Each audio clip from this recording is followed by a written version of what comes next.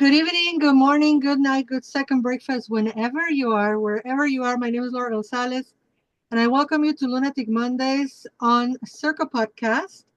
And tonight, I'm very happy. We established already that we're cousin sisters. My cousin sister, Granddaughter Crow. She is an author, medicine woman, public speaker, teacher, and intuitive reader. Descended from a long line of spiritual leaders, she is an empath, medium, and a member of the Navajo Nation.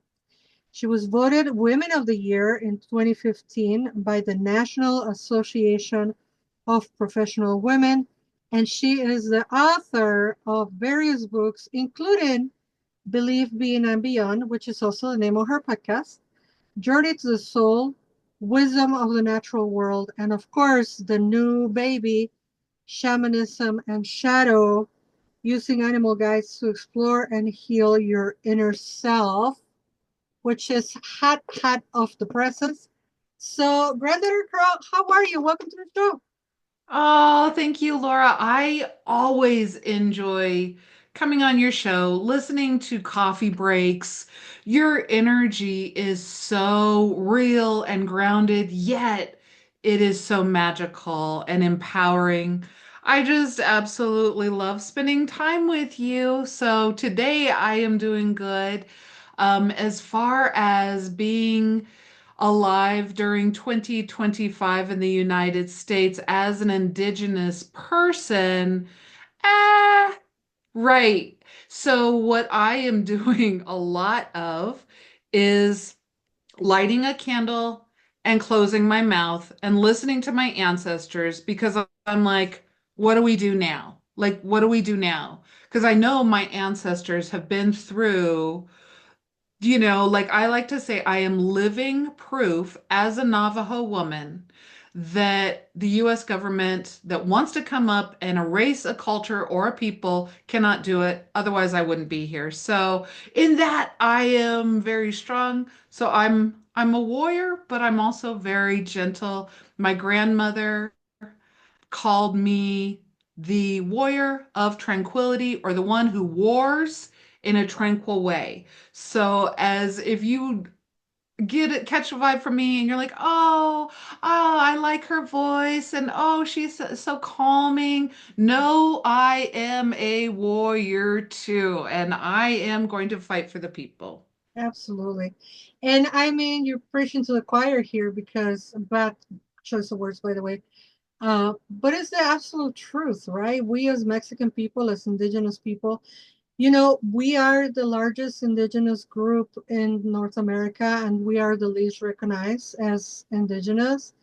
And when people ask me, why is that a fact? Why is that the matter? Why is it that a lot of Mexican people don't identify or self identify as indigenous or native? And I'm like, because colonization is very effective. That's right. And when the Spanish came and they colonized and rape and pillage and basically tried to genocide, which they couldn't, or people. I love how you put it in words that we are the living proof that there is no way they're going to get rid of us. We are the living proof of that. But what the Spanish did in Mexico, opposite to what the Europeans did to what is now geopolitical United States, is they ingrained in us the idea of you are not like us, but you are not indigenous. You are now a brand new breed of people called mestizos, and you're not indigenous. And so there's a lot of people in Mexico because colonization is effective in certain ways who believe that we are not indigenous, we are mestizos. So that means we're a different kind of people. And a lot of people are still proud of their Spanish heritage. And I'm like, do you? But no, me. I'm good being indigenous. Thank you very much. Do I have Spanish in me? Probably, because, they rape a lot of our women and they did a lot of horrible things. But I love your point of view because it's very true. Um, I saw this indigenous woman on Instagram saying that we are the reminder of the genocide that they failed to finalize, and that's why they dislike us, because we are walking, talking, breathing reminder of you couldn't get rid of us. So, we will persevere. And like you say, it's hard being, not hard. It's just like, being an indigenous woman in 2025. Besides all that, and, haven't taken that out of our chests. Have you been? The last time I saw you, not to be funny or whatever, I saw you a month and a half ago, 2 months ago, when I was on your show. Thank you very much for having me on Being Belief and Beyond. But before that, we've seen each other on the coffee breaks. But what you been up to other than writing a book? What's new in your life? I would have to say one of the, I love to choose three priorities as a person who runs her own business, Granddaughter Crow. So my three priorities over the last year have been the podcast, which I love that you are on. You guys can find that. And it was a powerful just listening to Laura and all that she has to say. And then the book. Actually, I've been writing two books. So this one is out, which we'll talk about, but I have another one that's supposed to come out in 2026. So I've been writing and then doing a lot of I think just working on my own self, taking my own stock of where I am and healing my inner child and then doing the one-on-one sessions with people is really shown to be great. One of the biggest things that I've been doing is, like I said, just I light a candle and I silence myself so that I can hear. Because I think one of the biggest things that causes strain is that we're thinking that we're still in a different world when we are now in this world and the reality of what we're going through. That off our chest, I'm really doing a lot of listening to spirit and listening to other people too. Yeah. And spirit has been loud. They are coming through very loud and in very huge numbers. Yeah. We had a few weeks ago, we had a ceremony because for us, um, spring equinox is the beginning of the year. There are many different calendars that many different peoples in Mexico use. So some do it in the beginning of March. We do it at the equinox proper, and some people do it on other times. But we do it with the equinox. And we were in this room, a big room. There were two drums and the percussion that I play called teponazli. It's a piece of wood, like a two-tone drum. And there was some flute. And of course, when the dancers are dancing, you can hear all the shells, right, bouncing from each other. And at least five people that were in the ceremony mentioned that they hear voices. And of course, when we're dancing, nobody's talking, nobody's singing, but you can hear the voices on the background, which is the ancestors. And when at least five people tell you that because they came and asked us, was somebody singing? Was somebody chanting? And we're like, no, it's just the rhythms. But, and I have heard of Black people who are also talking about spirit being very loud, and you just Oh, mentioned, right, to just listen. yeah. Yeah. And a lot of times, we listen and we think that they're going to speak to us in a human language. And sometimes they do. Whether your language is English or Spanish or Navajo or whatever else, spirit talks to me in impressions. Like I like to say, it's an impression and it's a sensation, it's a feeling, it's a vibration. So I can hear the chatter and then I go quiet and then I'll just feel like be quiet stand up now. Your voice is needed now. Don't hesitate now. Be there for the people. And, I get people who are like, well, Granddaughter Crow, what you stand for and what your podcast stands for is kind of suspect with a lot of what's going on. Are you going to go into hiding? Are you going underground? And I said, nope, this is the hill that I die on. I am not going anywhere. I am going to sing the songs of the ancestors and let their voice come through me, and let's do this. But yeah, I love it. I love it. And some folks don't understand. We fought this fight already. Yeah. We, Yes. we we fought this fight already. It's already done. We already liberated our spiritual ways. So there is no part two of you are going to come and take our spiritual ways. And what I tell the members of our Kalpuli is that how important it is that we have 7-year-olds, 3-year-olds, a 1 year, an 11-month-old at the ceremony a couple of weeks ago. Because, yeah, not to be too melodramatic, but to be very certain of what the ancestors say, our people died for this. So, no, we're not going to cower and we're not going to stop doing our thing. And then for like you and I, who are people who are vocal about the things, I love that balance on you listen, but you also speak when you should. And speaking of speaking, tell us a little bit about your podcast. Your podcast recently last month became a 1 year old podcast. Yes. So tell Yes. us a little bit about how you got into podcasting and all the people that you have invited. Absolutely love it. So, honestly, the first podcast that I did not know I was doing a podcast. I know a wonderful author who you guys probably know, Melanie Barnum. She has written 9 books so far. She's working on another one. Her latest book is Real Life Intuition, and I happen to contribute to it. And I was last March in 2024, I was like, oh, well, I am going to get Melanie on Zoom. I'll record it and I'll get like little shorts or reels that I could put on to grow my channel. And so I'm just talking to her about her book, who she is, what she's doing, why she wrote it, all of these things.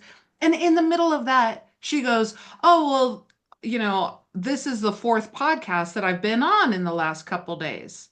And so I was just like, yay. But I was like, what does she mean? I'm not a podcast. And so we got off. I stopped recording, and she is very intuitive, just like you, Laura. And she's like, that was a podcast. And you need to name it after your book, Belief, Being, and Beyond. And you need to put it on YouTube. She goes, that's all. Well, now it's airing wherever you get your podcast. It is Belief, Being, and Beyond, where I love bringing great people to great people. And I love to go, your whatever you believe in constitutes your behavior, but there's always something more. So let's look at more. And so my what I love doing is bringing guests, whether they're authors or a strong voice in the community, or they just have a wonderful story about their life in a different spiritual context. It's like I get to ask those questions and bring these people so that we all can figure out, oh, well, there's more. Maybe I want to try that. Maybe I want to do this, or maybe that speaks to me. So it's just kind of an interconnectivity. And yeah, you're right. In March of 2025, it turned 1 year old. I'm now in my second year. I'm looking forward to having more amazing people on the podcast. Like I said, I had you on the podcast. I actually found so much treasure that you have 2 episodes.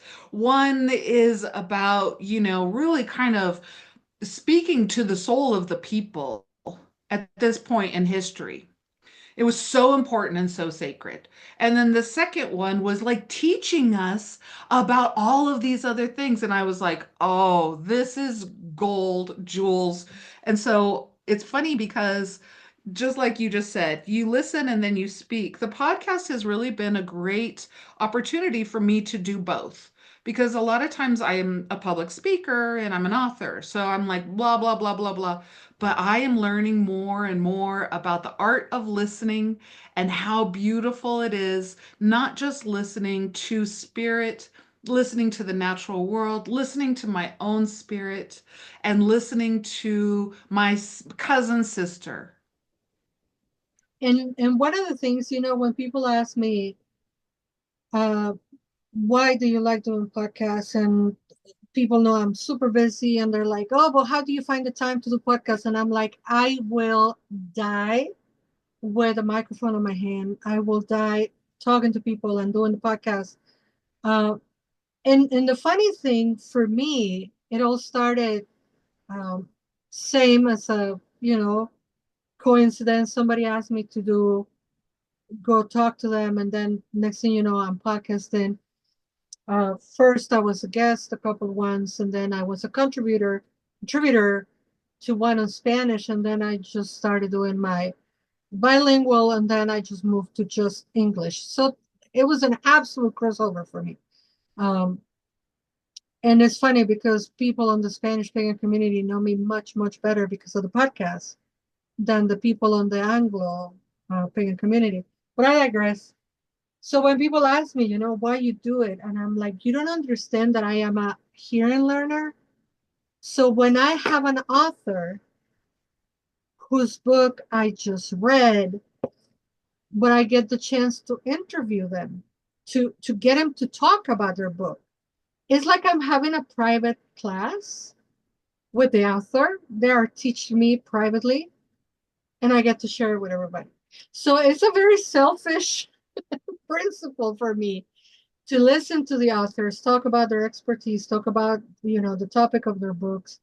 And it has been musicians and it has been other people um, talking about their craft, what their talent is, and it literally I take it as a educational moment, where I'm learning. Not only I'm learning about you, but I'm learning about what you do, and that is quite important. So speaking of learning of what you do, Shamanism and Your Shadow, and then this beautiful, powerful animals that are here.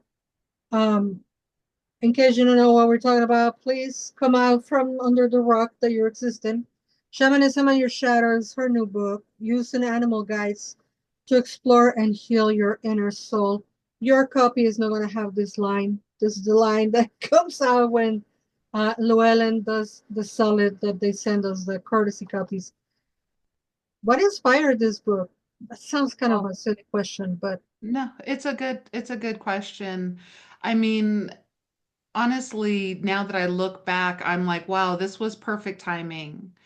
But that's spirit, that's just spirit. And so what I had noticed was in 2020, when we went through the shutdown and the shelter in place and the staying away, the social distancing, I noticed that a lot of people who were distracting themselves, going out to movies, going out to dinner, going out and going out and going out, now all of a sudden could not distract themselves and had to come in and just be here.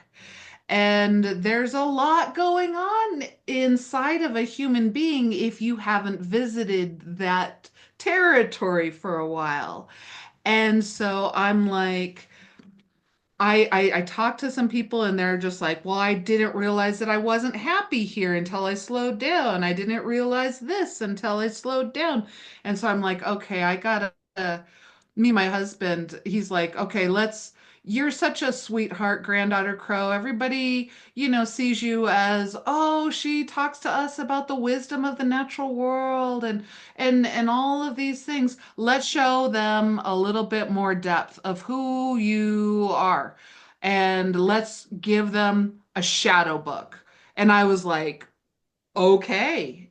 And now that it's come out in February 2025, I'm getting feedback from people that it's got a life of its own. So moreover, to answer your question, Laura, is that it came through me at its time that it wanted to, you know?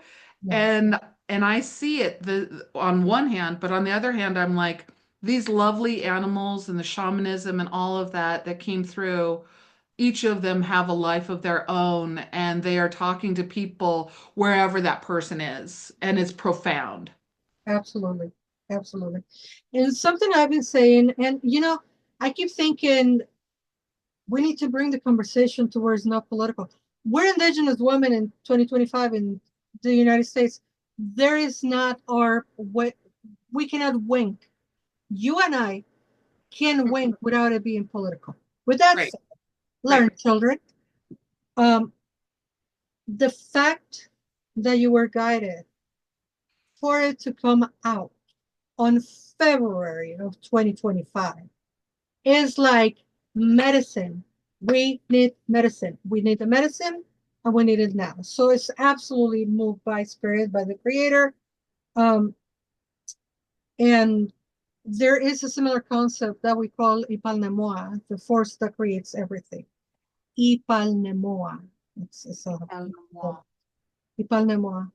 And I truly believe that if there was a time that we needed this is now, because something that I have said to my apprentices and whoever listens is in 2020, the planet had an opportunity to look at their shadow and to heal collectively. Yes, And it seems to me that a lot of folks allow for the opportunity to pass them by. yes, And so now, for whatever reason that they have up there, they are giving us a second chance to actually look within. And one of my favorite things, phrases by Carl Jung, which I'm going to butcher, obviously. It's a long quote that I can memorize, so I always paraphrase. That in order to stop the monster that is the collective, when one discovers that one is an individual and one heals, one starts affecting their circle of influence. And so once one healed, their circle is healing by individuals whom are in return affecting the next circle. So our circles of influence are always small, but the effect that we cause is huge. And there are folks who don't understand that I need to heal myself first. And they're like, oh, that's selfish. You have to be for your community. And I'm like, see, that's where we are mistaken. Because if I don't have water, how can I give you when you're thirsty? So I love. So for people who haven't had I already read the book. For people who haven't been able to read it yet, um, tell us a little bit about how you structure it. I love how it's structured. The first half is like my bread and butter. The second half is also beautiful. So tell us a little bit about how you structure it. absolutely. So once again, the book kind of structures itself as I'm writing it. I'm amazed. So the first part of the book is really academic. It's very like, what is the shadow? What is shamanism? What is trauma? What is DNA trauma? What is historical trauma?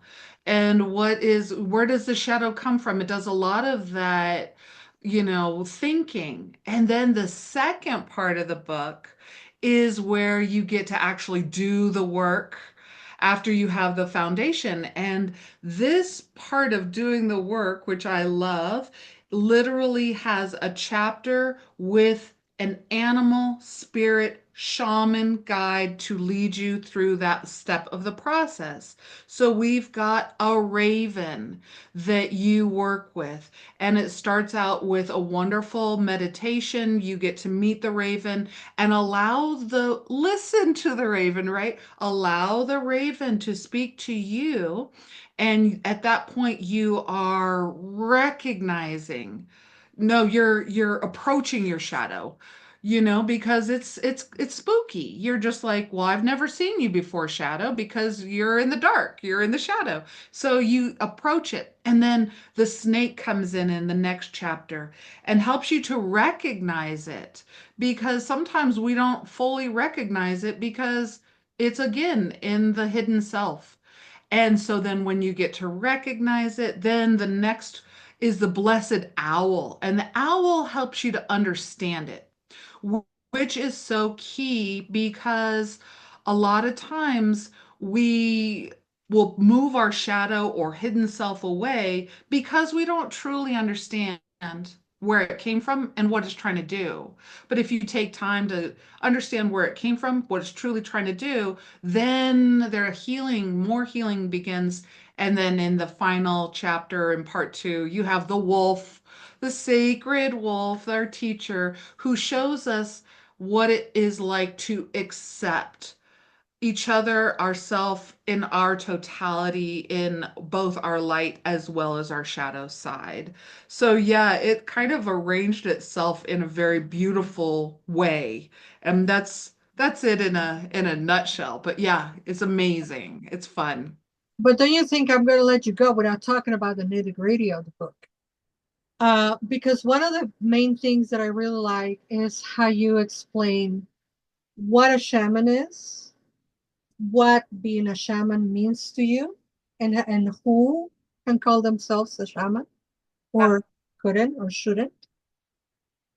And you tap into something that I love. I honestly, I love the whole book, but I like the first part because I'm a nerd. I love Jung. You know, a huge part of my practice and my medicine comes from that school of thought.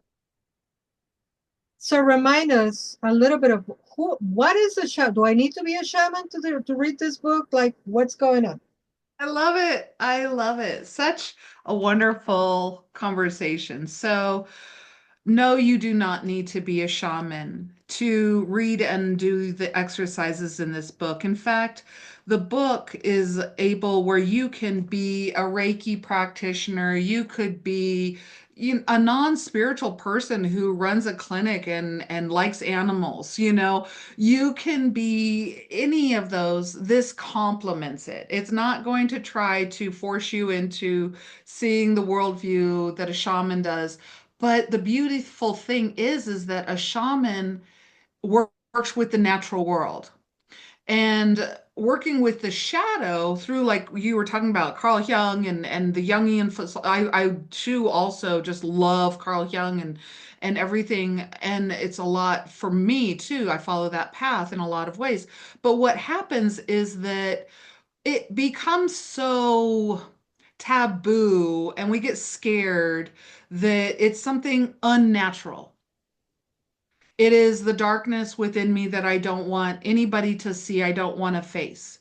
But when you look at it from a shamanistic point of view, from the natural world view, then all of a sudden you gain this different perspective on the shadow self, which shows you that everything in the natural world that the light touches has a shadow.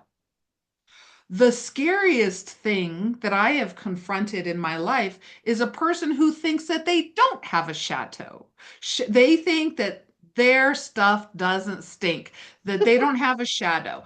And they do, but they don't, they hide it and they pretend that everything is okay. And those are very dangerous people to me. But so yeah, you don't have to be a shaman. Shamanism to me, I mean, it's global.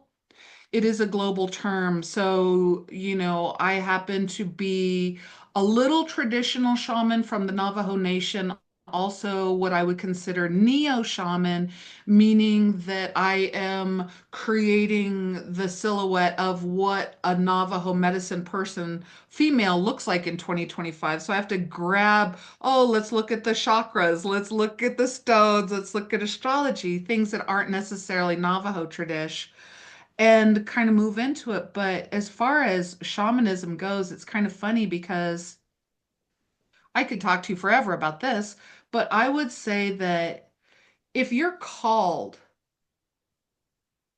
and you go through hard times and you decide to take the lessons of those hard times, you are earning medicine and wisdom to help others go through that. And if that be your path, that is the path of a spiritualist, a healer. And then if you do it in a way that you can actually be an intermediary between you and the natural world, and provide the people with the teachings of the natural world. And I love it because you did that on my show too, in your episode of, and then there were the brothers. Oh, those are the stars. All of these showing people how the human five-fingered, how to be living in this organism that is so much bigger than us, that we see as the natural world, and hence shamanism.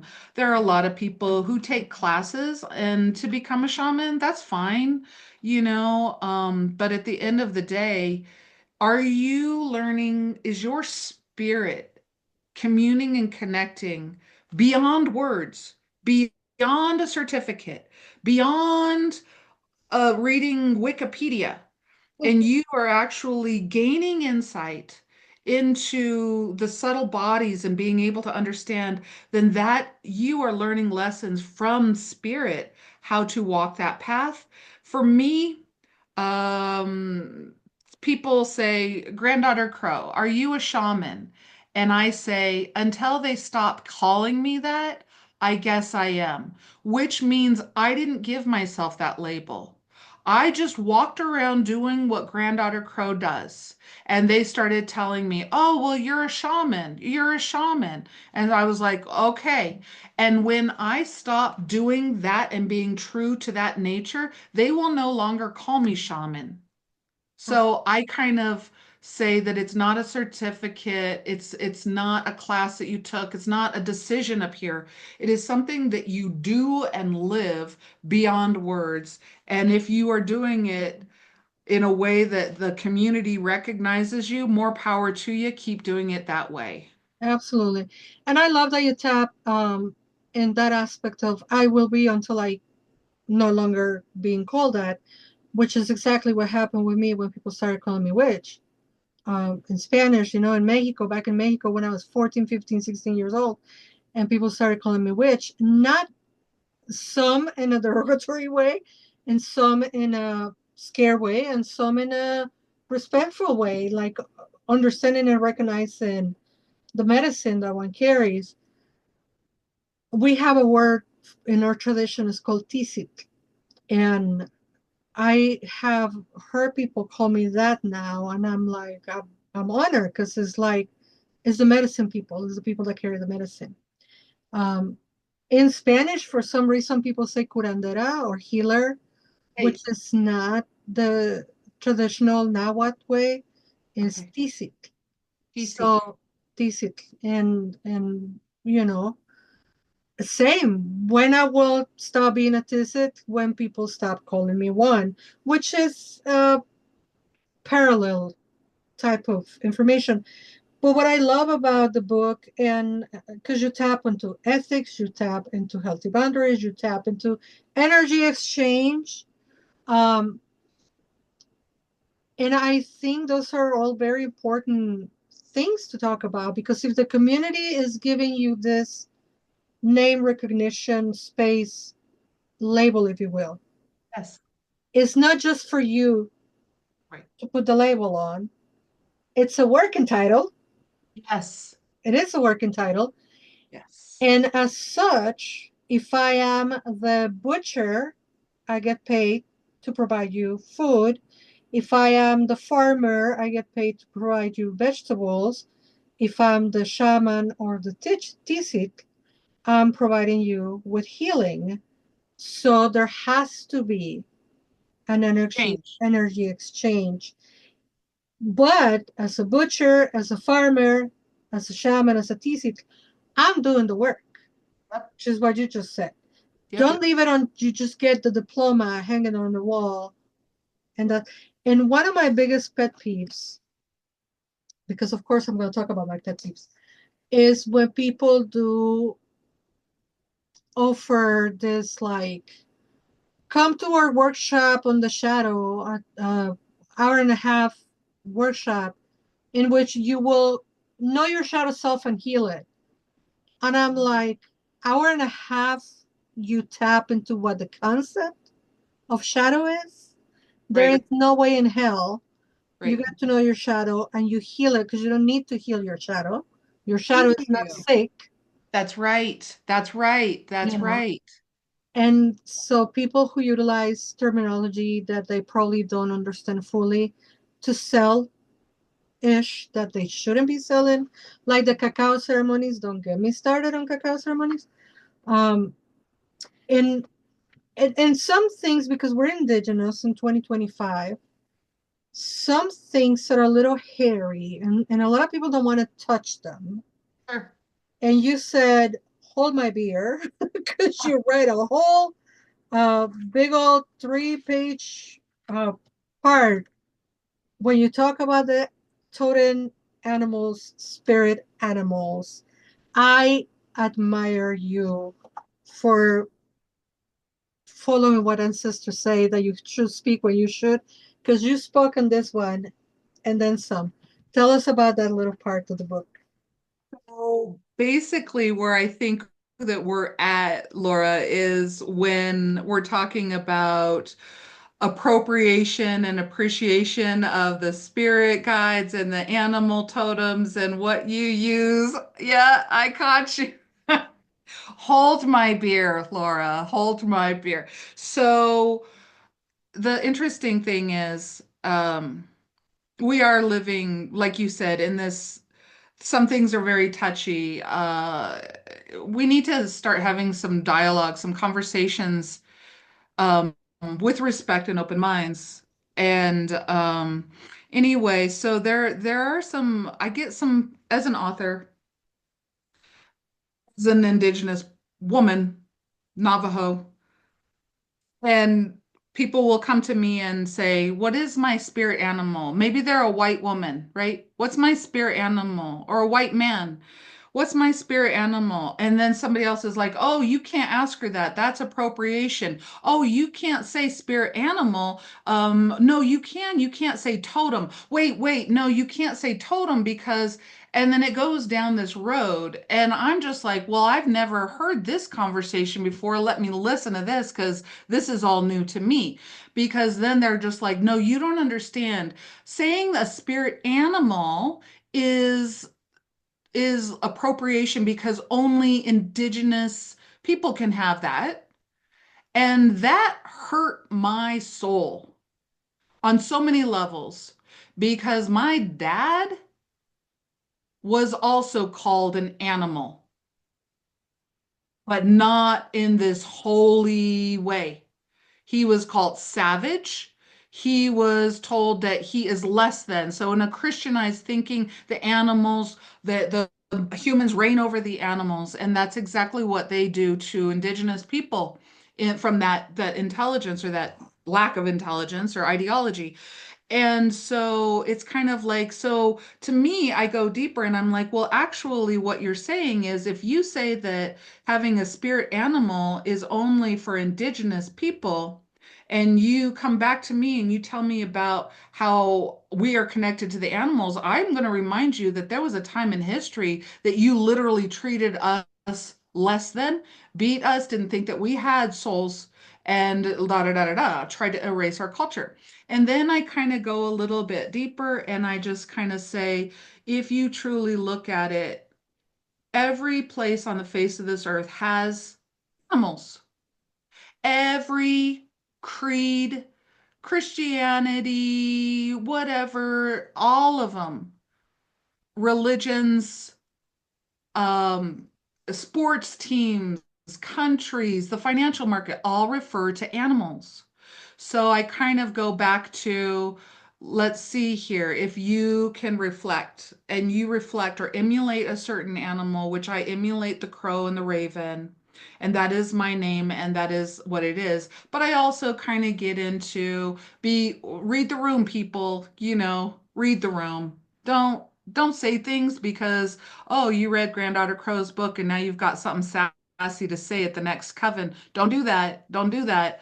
Read the room and give people the respect for wherever they're at. But I will just tell you that, um, yeah, having a spirit animal or spirit totem is very, very sacred.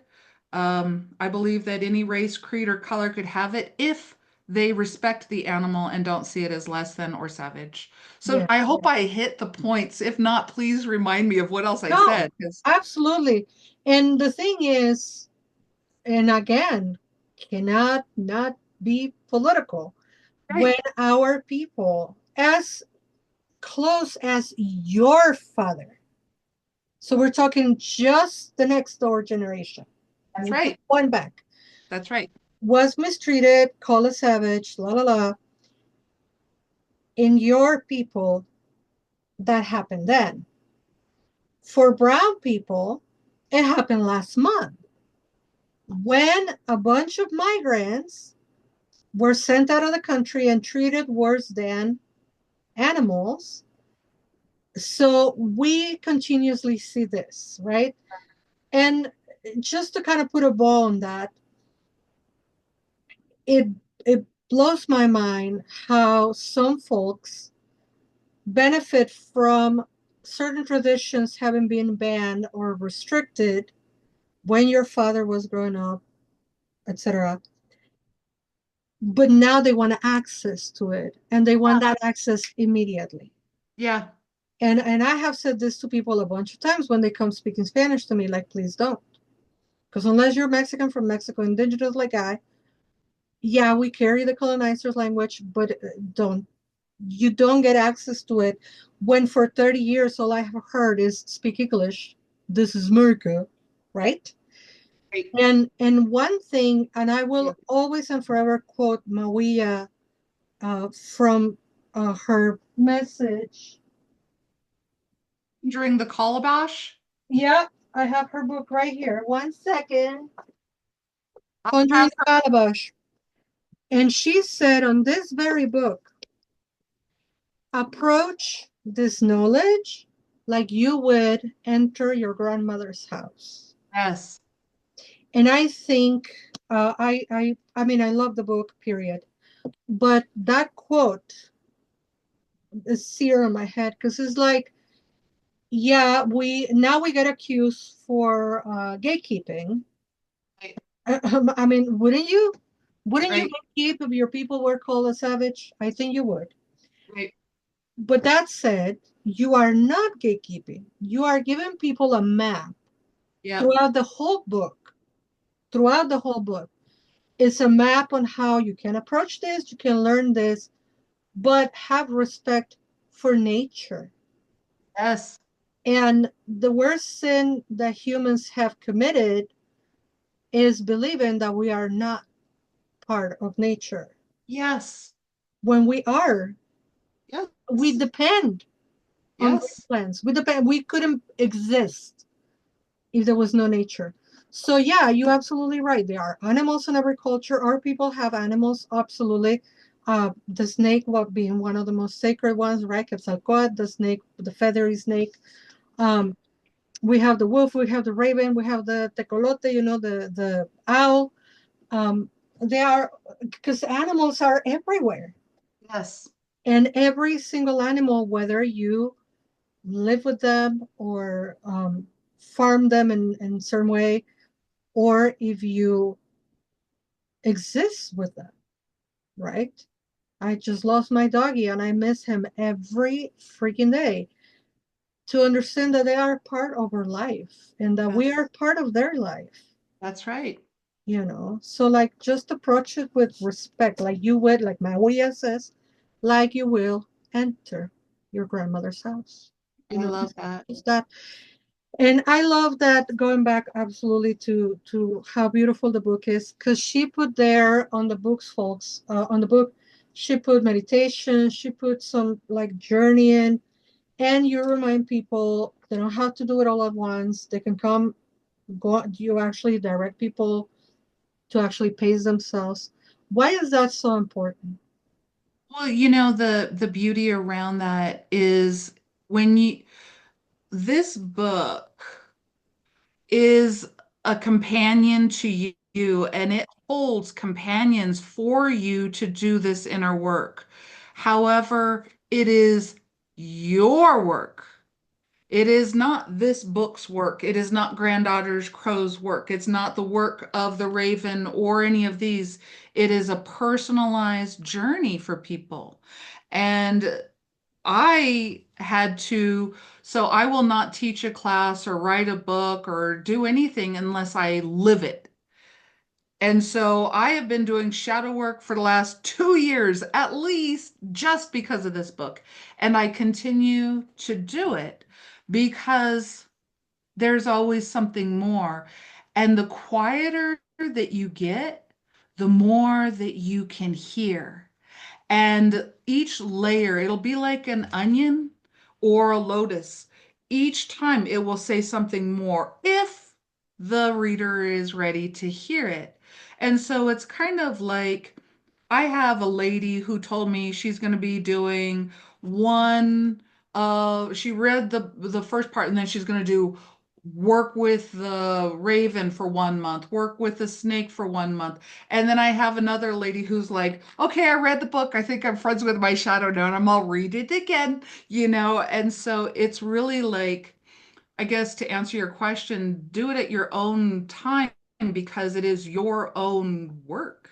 Absolutely. And just to remind you folks, two things that are very important before we end the show, because believe it or not, an hour just flew by. Yeah, Right. I know. Two things that are very important. Yes, it's a deep, profound topic on the book. The reading, and take this from an ESL person, the reading is very accessible. You have this ability to make it easy to digest. It's not like it's not a MS5. It's not a psychology book. It has psychological terminology to help you navigate and understand, but it's not a psychology book. Um, Take it from a person whose English is their second language. It's easy to read. And I say this obviously as a compliment. And the second part is, folks, shadow work does not end, Yes. ever. Because Yes. we are constantly self actualizing, peeling layers of the lotus, layers of the onion, layers of the whatever serpentine skin, shedding skin. We are growing throughout our whole life. And that's one of the first things that I tell my apprentices. Your work ends the day you exhale for the last time. That's when the work ends. Yep. And it's a beautiful thing. It's a beautiful way of opening your eyes and being alive. And we need that now more than ever. We need to be our friends, friends with ourselves, Yes. unconditionally and compassionately. And when she tells that she has done work and speaks on the book, because this is our indigenous oral tradition, we pass down our experiences. That's how you learn. So another thing on the book is a window into granddaughter's life, because you share a lot of your experiences here. So it's so beautiful also that you've given us like the proof in the pudding, so to speak. Yeah. Uh, the time has come over us. Is there anything I haven't asked you that I should have? Um, you've done so wonderful. I just want to highlight one of the things that you said that was so powerful. Your shadow is not broken. That's not what it is. And I kind of want to speak to that. My shadow is a part of myself that was hidden for whatever reason, and it might include some talents that I have, some of my gifts that I've hidden away because maybe culturally I wasn't able to do it. I get to do it now. So you are going to find treasures in there, and your shadow becomes your friend. Absolutely, absolutely. And I tell my friends, come to the dark side. We have cookies. We have cookies. That's exactly We right. do have lots and lots of cookies. Folks, Shamanism and Your Shadow, using animal guides to explore and heal your inner self from the person themselves, from Granddaughter Crow. Shamanism, neo-shamanism. There's crystals, there's chakras, there's breathing, there's meditations. There's a lot of work. Pace yourself, but do it. I highly, highly, highly recommend. And as always, buy the book, find it on your local witchy store. If your local don't have it, call the folks from Llewellyn and they will bring it to you, to your store. And always remember to leave reviews. The horrible store online where people buy stuff, you don't have to have bought it there. Just leave a review.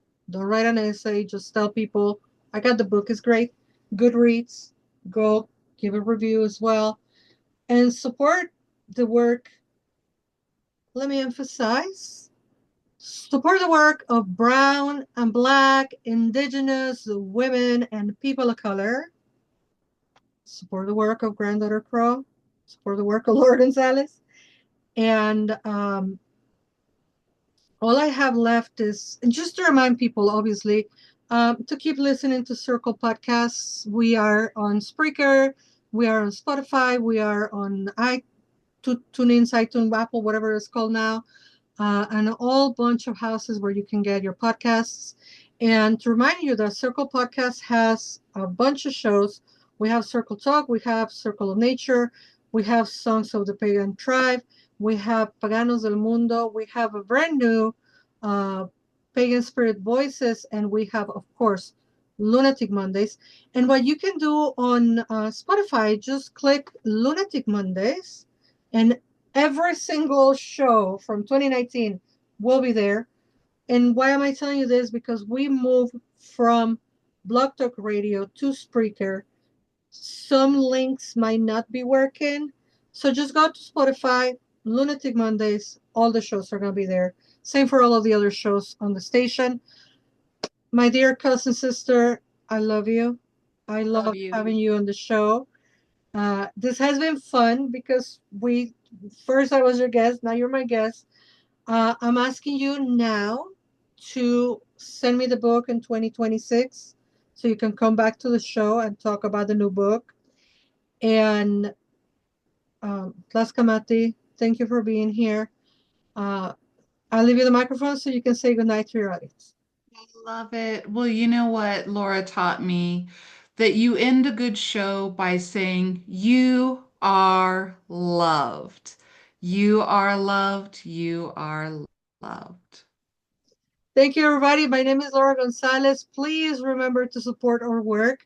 Granddaughter Crow, is that your website? Granddaughtercrow.com? Yep, yep. So granddaughtercrow.com. Support her work, book her for sessions, etc. Yours truly, bluewitch.org. Bluewitch.org. When you support us, you give us the opportunity to continue putting an hour aside on our day so that we can keep producing this podcast. Nobody gets paid to do podcasts unless you are, one of those men spewing hate. No, we're free podcasts, so come and listen to us. Also, come and listen to her podcast, Believe, Being, and Beyond, on YouTube on your channel. And I don't want to say go back. Can you tell that I don't want to go? I Uh, know, I know. I must go. My name is Laura González. Thank you for being here. And until we meet again, never forget that you are loved. Bye bye.